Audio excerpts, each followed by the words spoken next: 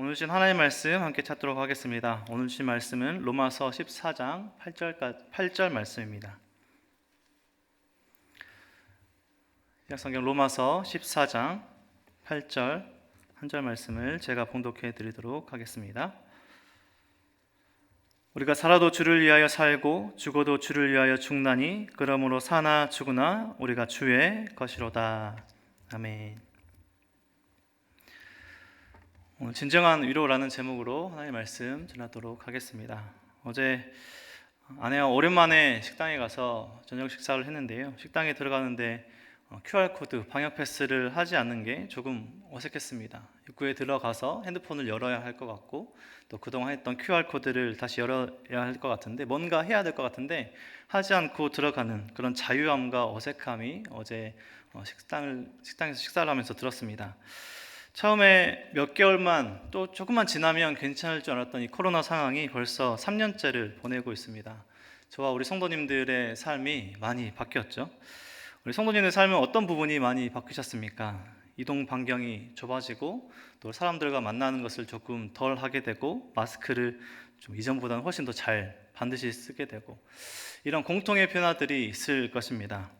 저는 아시는 것처럼 농구, 운동에 농구를 좋아합니다. 제가 남양에 와서 특별히 은혜동산교회 와서 좋았던 점들 중에 하나가 월요일에 새벽 예배를 마치고 안산동산교회 가서 우리 선후배 목사님들과 운동을 할 수 있었던 것이 이곳에 와서 좋았던 점들 중에 하나였습니다. 신대원에서도 함께 농구했던 목사님들이 안산동산교회도 계셨고 또 계속 운동하고 계셔서 자연스럽게 거기 합류해서 운동을 할 수 있었습니다. 그런데 코로나가 시작되면서 체육관들이 또 안산동 동산교회 체육관도 사용하지 못하게 되면서 거의 3년째 모여서 농구를 하지 못하고 있습니다.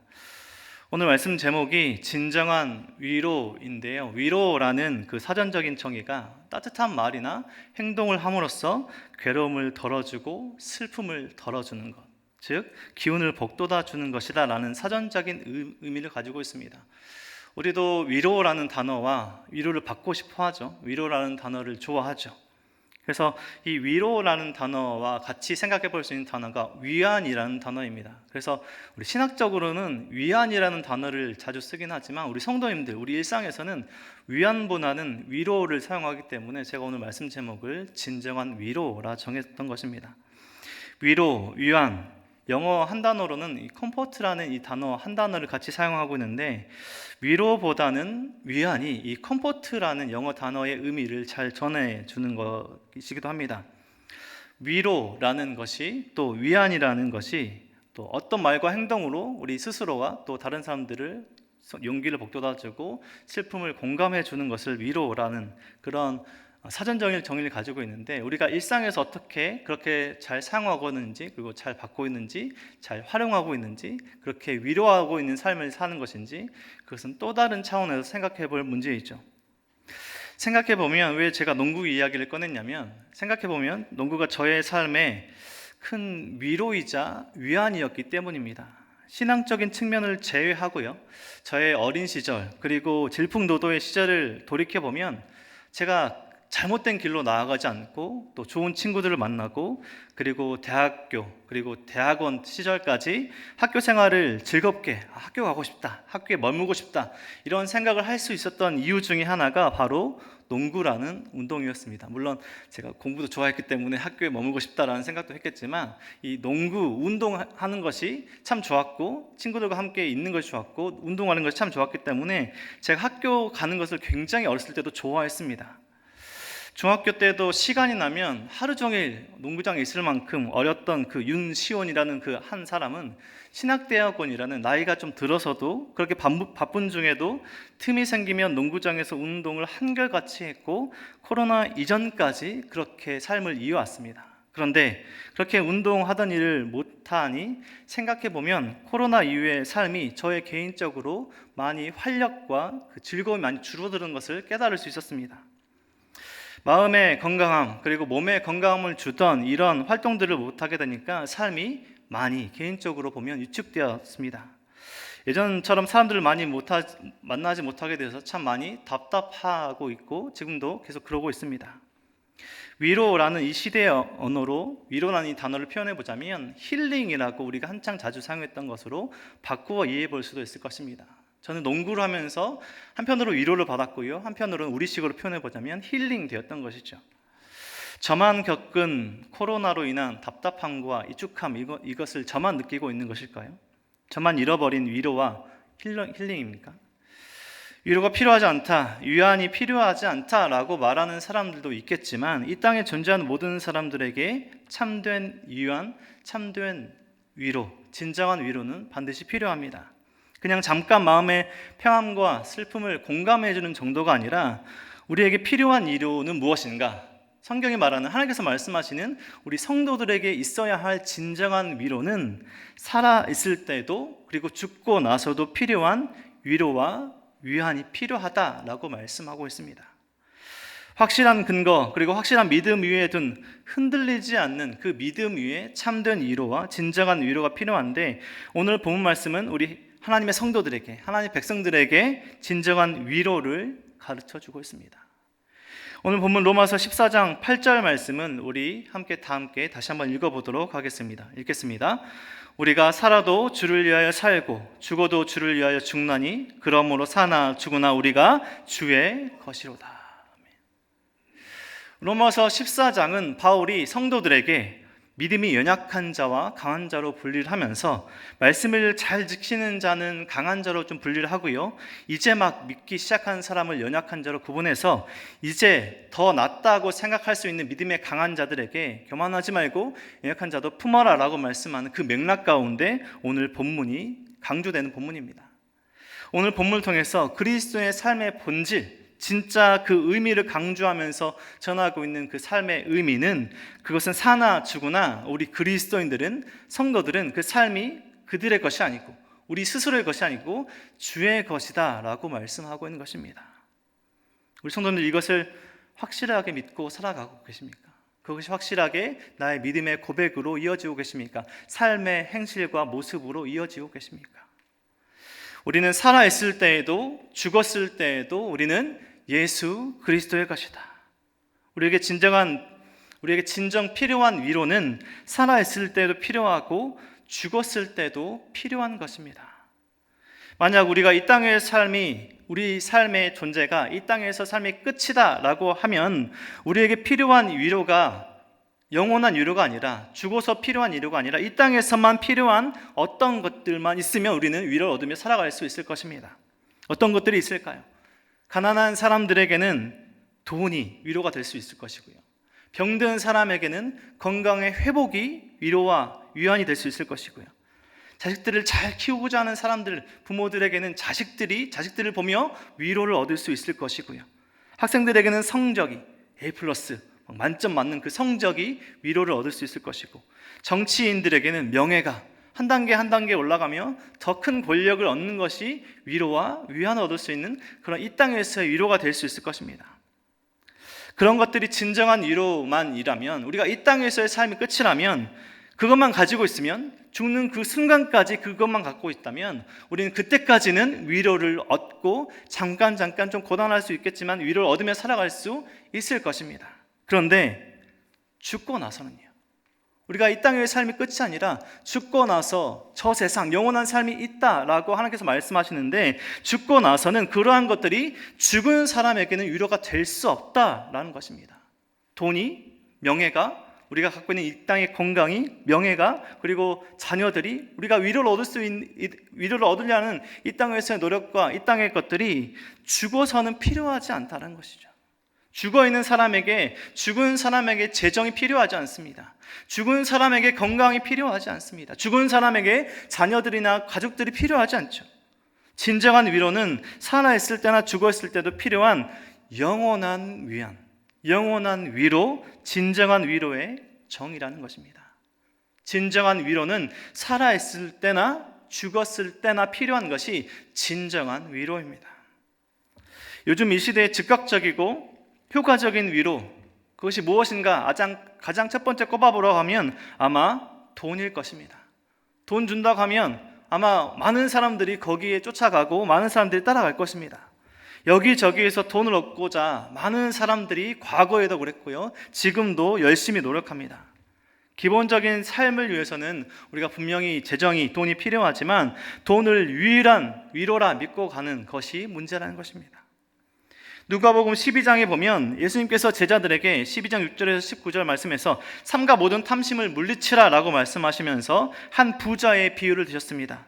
이 땅에서의 소유를 위로로 여기는 한 부자가 이렇게 생각합니다. 한 부자의 생각입니다. 그 밭에 소출이 풍성하며 심중에 생각하여 이르되 내가 곡식 쌓아둘 것이 없으니 어찌할까? 또 이르되 내가 이렇게 하리라. 내 곡간을 헐고 더 크게 짓고 내 모든 곡식과 물건을 거기 쌓아두리라. 또 내가 내 영혼에게 이르되 영혼아, 여러 해 쓸 물건을 많이 쌓아두었으니 평안히 먹고 마시고 즐거워하자 하리라. 이 땅에서의 돈을, 재산을 위로라 생각하는 한 부자는 이렇게 생각합니다. 내 곡간이 쌓이고 쌓여서 더 쌓아둘 곳이 없네. 그러면 곡간을 헐고 더 크게 지어서 거기에 많은 것들을 더 쌓아서 내가 평안히 살아야지 라고 생각합니다.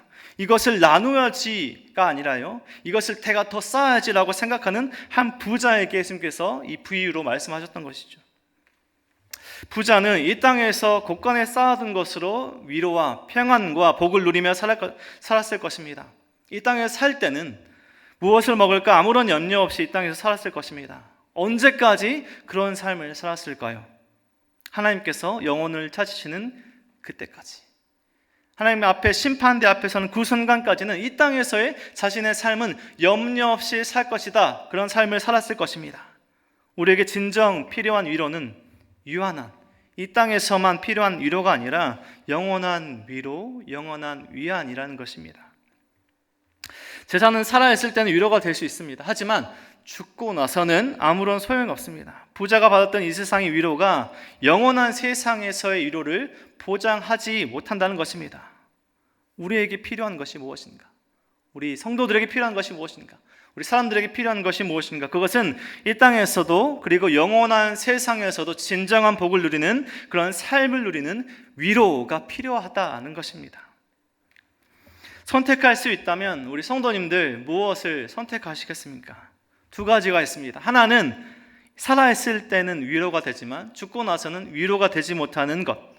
다른 하나는 살아있을 때에도 위로가 되고 죽음 이후에도 위로가 되는 것. 어떤 것을 고르시겠습니까? 우리는 두말할 것 없이 살아서나 죽어서나 위로가 되는 것을 고르겠습니다 라고 말하면 우리는 선택할 수 있습니다. 하지만 우리의 삶의 모습이 그런가 되돌아봤을 때 우리는 진정한 위로가 아니라 세상이 말하는 이 땅에서의 위로를 추구하며 살려고 하는 잘못된 우리의 신앙도 있다라는 것입니다. 다시 오늘 본문으로 돌아와서요, 오늘 본문은, 그리고 성경은, 하나님은 우리에게 말씀하십니다. 그리스도인들에게, 성도들에게 진정한 위로, 유일한 위로는 나의 삶이 나의 것이 아니라 그리스도의 것이라는 것입니다. 사나 죽으나 우리는 예수 그리스도의 것이라는 이 사실이 우리에게 있는 진정한 위로, 영원한 안식, 영원한 위안이라는 것입니다. 우리가 살아도 주를 위하여 살고 죽어도 주를 위하여 죽나니 그러므로 사나 죽으나 우리가 주의 것이로다. 우리가 살아있을 때에도 하나님께서 기뻐하시는 삶을 살아야 하고요, 우리 성도들은 죽어서도 하나님의 영원한 복과 하나님 앞에서 기뻐하시는 삶을 살아야 합니다. 세상은 이 땅에서의 위로만 바라보고 살죠. 이 땅에서 평안만 바라보고 살죠.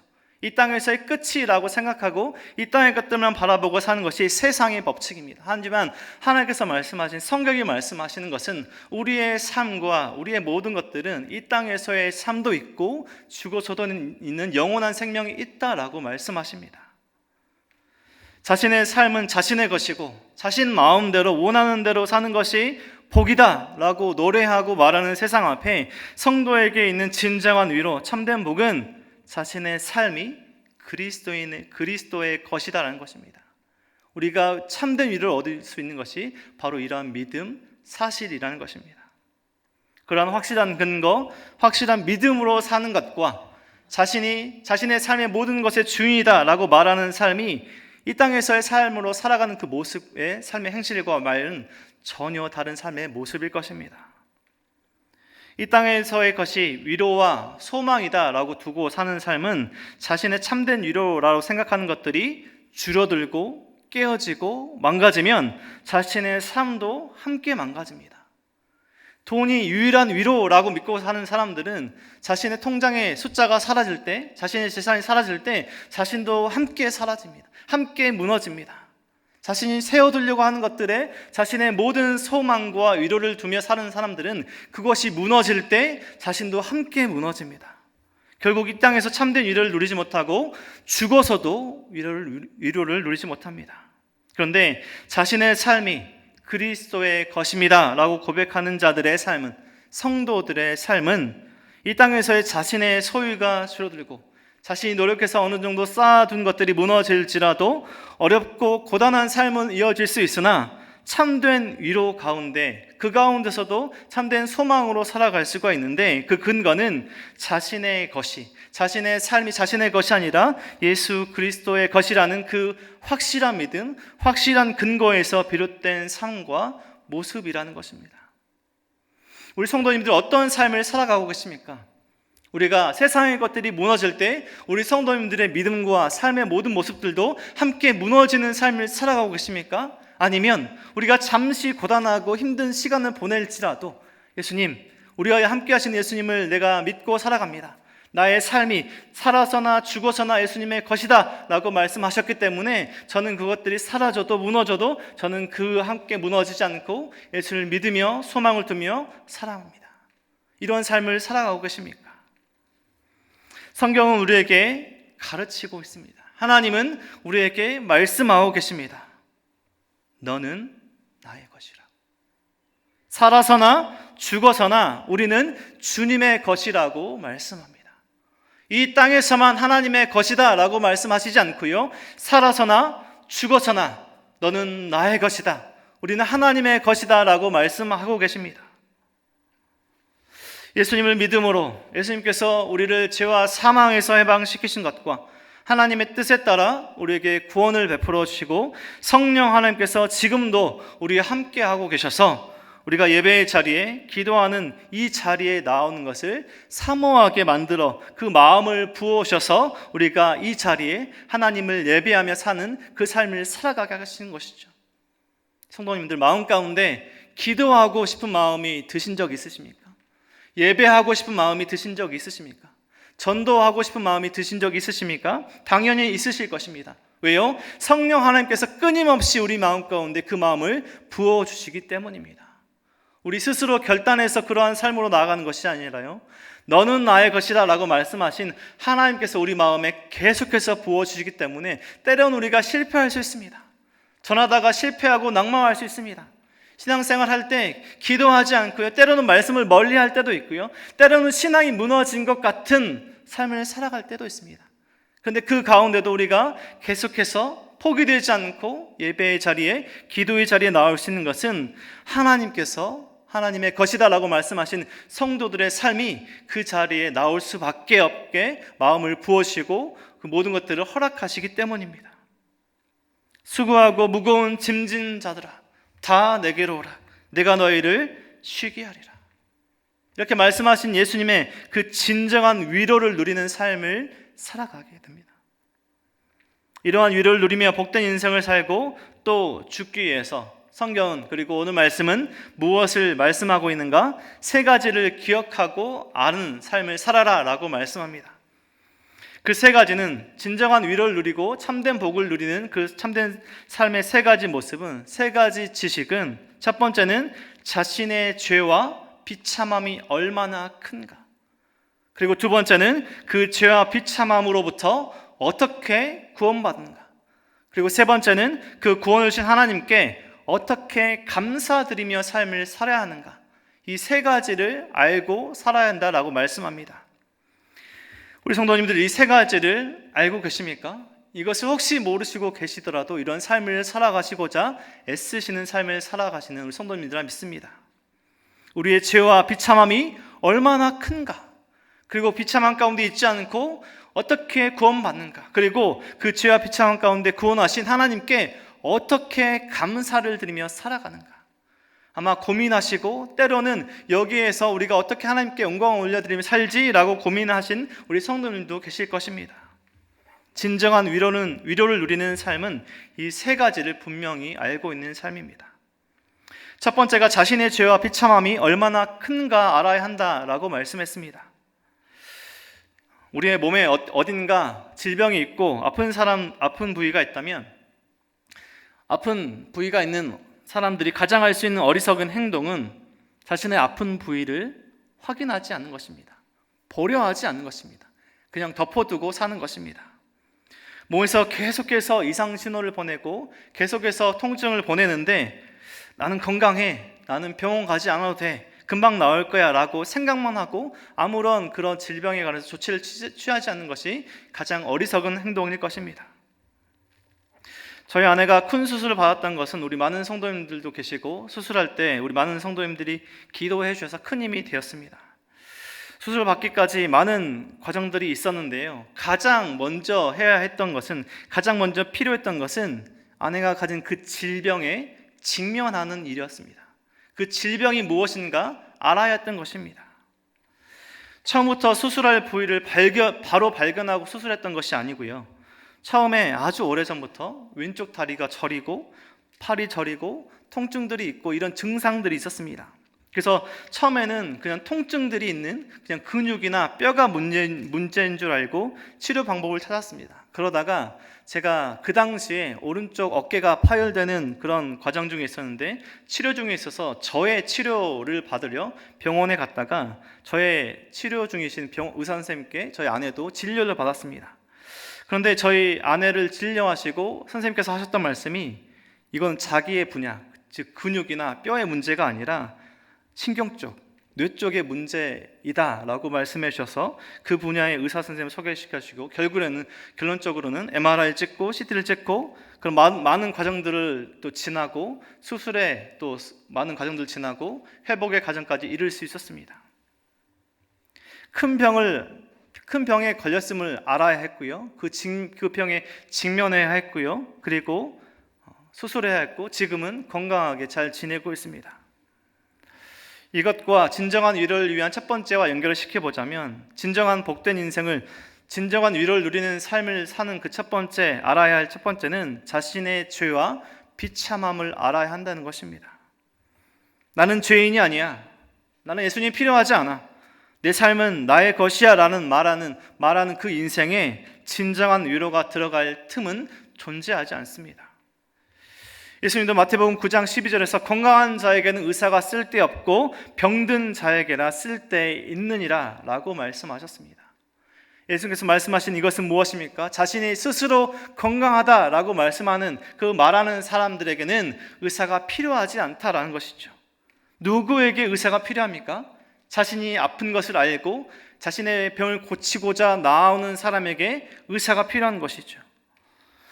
율법을 지키는 것으로 자신은 영적으로 하나님 앞에서 건강하다라고 착각하는 바리새인들에게 말씀하시는 것인데, 진정한 위로를 누리기 위한 첫 번째 단계는 자신의 죄를 직면하는 것입니다. 자신이 아픈 부위를 바로 바라보는 것입니다. 누가 죄인일까요? 누가 의인일까요? 이 땅에서 누가 의인일까요? 누가 죄인일까요? 로마서 3장 10절에서는 기록된 바 의인은 없나니 하나도 없다라고 말씀하셨습니다. 의인은 없다, 하나도 없다. 예수를 믿음으로 의롭다 칭해주는 것이지, 본질상 우리는 모두 죄인인 것을 깨달아야 합니다. 영원히 죽을 수밖에 없는 죄인이었음을 알아야 한다는 것입니다. 진정한 자신의 죄의 크기와 비참함을 알고 있어야 합니다. 진정한 위로를 누리기 위해서 자신의 죄의 크기와 비참함을 정확하게 알고 있어야 진정한 위로를 누릴 수 있는 첫 번째 단계가 된다는 것입니다. 두 번째는 그러한 죄와 비참함으로부터 어떻게 구원을 받을 수 있는가 알아야 한다는 것입니다.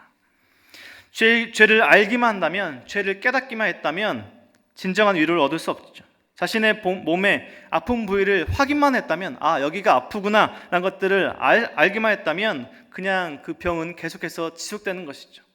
병에 직면했다면 치료해야 되고 누군가를 찾아가야 하는 것이죠. 누가 죄인을 구원할 수 있을까요? 누가 죄의 그 비참함 속에서 손을 내밀어 이끌어 그 죄의 비참함에서 꺼내 주실 수 있으실까요? 영원히 죽을 비참한 가운데 있는 죄인을 구원하시고자 하나님은 참 하나님이시자 참 인간이신 예수님을 이 땅에 보내시고 그 모든 구원의 성취를 이루셨습니다. 나를, 우리 성도님들을, 우리를, 죄인을 구원하셨습니다. 죄의 비참함 속에 그냥 내버려 두지 않으시고 예수님께서 그 죄의 비참함 속에서 우리를 구원하셨습니다. 사도행전 4장 12절에서 다른 이로서는 구원을 받을 수 없나니 천하 사람 중에 구원받을 만한 다른 이름을 우리에게 주신 일이 없습니다. 예수 그리스도 외에, 예수님 외에 우리를 그 죄와 비참함 속에서 구원해 주실 그 어떤 존재도 보내주시지 않으셨다. 예수님 외에 우리를 그 죄와 비참함 속에서 구원해 주실 분이 없다라고 말씀하십니다. 요한복음 17장 3절에서 영생은 곧 유일하신 참 하나님과 그가 보내신 자 예수 그리스도를 아는 것입니다. 우리가 살아서도 죽어서도 말씀하시는데요, 영생은, 영원한 생명은 유일하신 참 하나님과 예수님을 아는 것, 예수님을 믿는 것이다 라고 말씀합니다.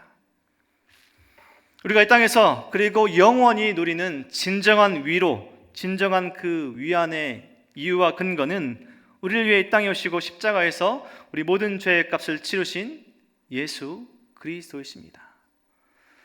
예수님께서 우리를 구원하여 주셨고 그 죄와 비참함 속에서 구원과 꺼내 주셨습니다. 우리가 지금 매일 성경을 통해서 레위기서 말씀을 보고 있는데요, 레위기서 말씀은 그냥 레위기서 구약 성경만 말씀을 보면 너무나 딱딱하고 읽기 쉽지 않은 말씀으로 읽혀질 수 있습니다.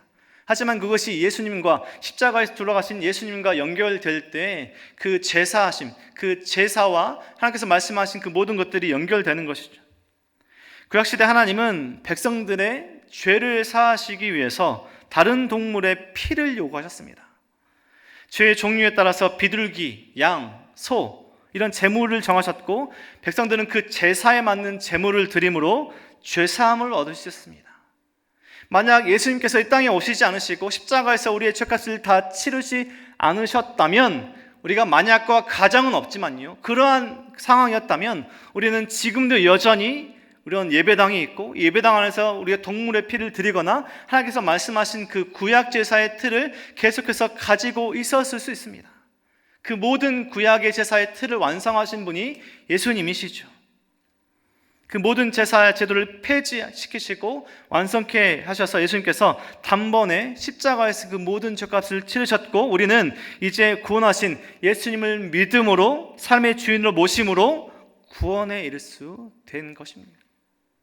우리가 우리 스스로 죄와 비참함 가운데 그 구렁텅이 가운데서 빠져나온 것이 아니라요, 우리의 힘과 노력으로 그 죄의 구렁텅이에서 빠져나온 것이 아니라 예수님께서 우리를 거기서 꺼내주신 것이죠. 우리를 죄와 사망의 권세 아래서 생명으로 옮겨주신 것이죠. 우리가 구원에 이르렀다, 예수님으로 말미암아 구원에 이르렀다, 진정한 위로를 받는 것이죠. 살아서나 죽어서나 우리의 진정한 위로가 예수 그리스도에게 있는 것입니다.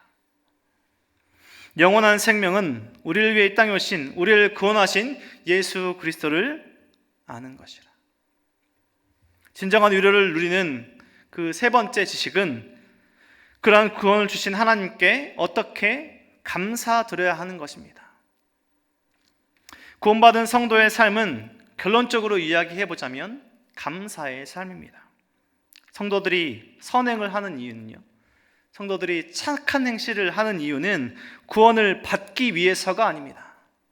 착한 행실을 통해서 구원에 이르려고 착한 행실을 하고 하나님께서 기뻐하시는 일들을 하고 이웃을 돕고 하나님께서 원하시는 일들을 하는 것은 구원을 받기 위해서가 아니라 이미 받은 구원에 감사해서이기 때문입니다.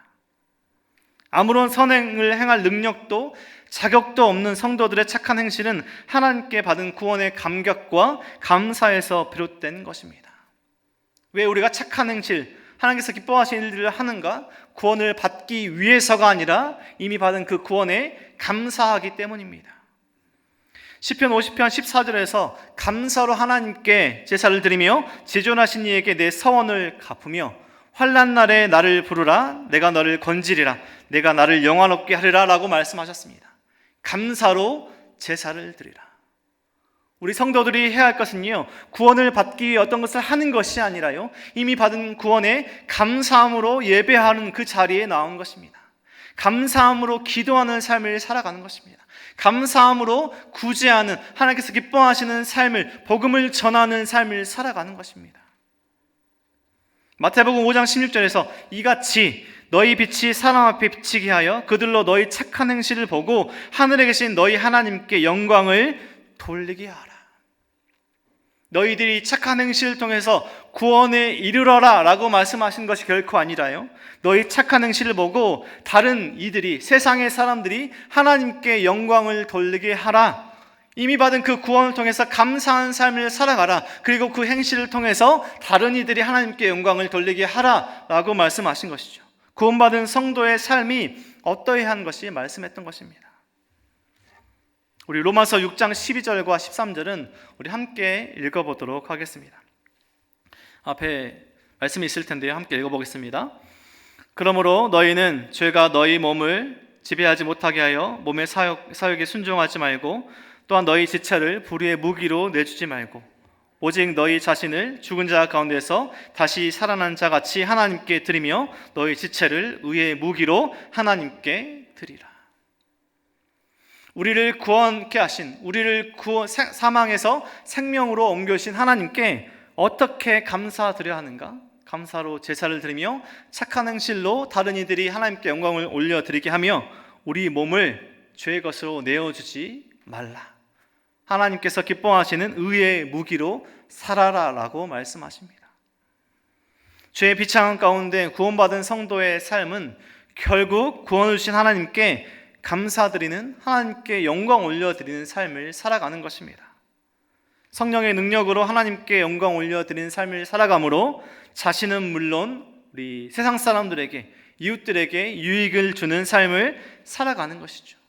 우리 스스로의 힘과 능력이 아니라요, 우리 함께 하시는 하나님의 능력, 하나님께서 주신 그 복음과 함께 살아가는 그 삶이 자연스럽게 드러나는 것입니다. 진정한 위로를 경험함으로써 그 위로에서 나오는 삶의 행실이 결국 하나님을 향해 있는 삶을 살아가는 것입니다. 이 땅에서 두 발을 딛고 살아가지만 두 눈은 하나님을 바라며 하나님께서 주시는 진정한 위로를 경험하는, 그 위로에 경험된 삶에서 등장하는 삶을 살아가는 것이죠. 삶의 목표와 지향점이 이전에는 나를 향해 있었다면 이제는 하나님의 영광을 위한 삶을 살아가는 것입니다.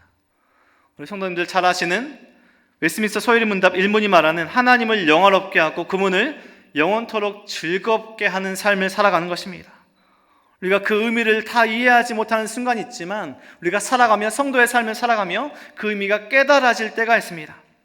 하나님을 영화롭게, 그리고 영원토록 그분을 즐거워하는 삶을 살아가는 것. 주님의 이름으로 사랑하는 우리 은혜동산교회 성도님들, 우리 성도님들의 삶은 진정한 위로를 누리며 살아가고 계십니까? 진정한 위로를 누리는 삶은 그저 예수님을 믿으면, 교회를 다니면 모든 것이 잘 되고 잘 풀릴 것이라는 긍정적인 신앙을 말하는 것이 결코 아닙니다. 감정적으로 막연히 그냥 나는 믿고 있으니까, 나는 교회 다니니까 막연하게 잘 될 거야 라고 생각하는 그러한 불안한 위로가 아닙니다. 우리의 상황과 우리의 삶의 어떠한 모습과는 상관없이, 우리의 현실과는 상관없이 우리가 어떤 상황 가운데 있다 할지라도 너는 내 것이라 라고 말씀하신 그 예수님이 살아서나 죽어서나 우리의 모든 것이 예수님의 것이라는 것을 믿는 삶입니다. 우리가 살아있을 때만 위로를 받을 수 있는 것들을 얻으려고만 애쓰는 삶이 아니라 살아서나 죽어서나 영원한 위로 되신 예수님을 바라며 예수님을 주인으로 모시는 삶을 살아가는 것입니다.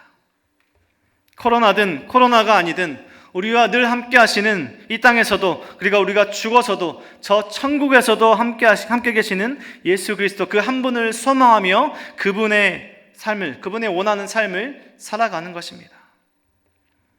우리가 천국을 소망하는 것이 천국이 단순히 멋지고 좋은 것들이 많아서가 아니라 그곳에서도 여전히 너는 나의 것이다 라고 말씀하시는 예수 그리스도와 함께하기 때문입니다. 여전히 힘들고 고단한 이 시대를 살아가는 이 시대 가운데 우리 성도님들, 다른 것이 아니라 하나님께서 주시는 진정한 위로와 평안으로 살아가시길 소망합니다. 살아서나 죽어서나 너는 내 것이다 라고 말씀하신 예수님께 소망을 두며 살아가길 소망합니다. 그 진정과 그 믿음과 진정한 위로를 통해서 하나님께서 기뻐하시는 오늘 하루를 살아내며 진정한 위로를 통해서 하나님께서 주신 위로와 평안 속에서 우리의 삶의 모습이 죄로 내어주지 않고 하나님께서 기뻐하시는 오늘 하루를 살아가며 결국 그러한 삶이 다른 이들에게도 하나님께 영광을 올려드리게 하는 축복된 삶을, 복음의 통로로서의 삶을 살아가시는, 복음과 함께 살아가시는 진정한 위로를 누리며 살아가시는 우리 모든 성도님들의 삶이 되시길 주님의 이름으로 간절히 축원드립니다.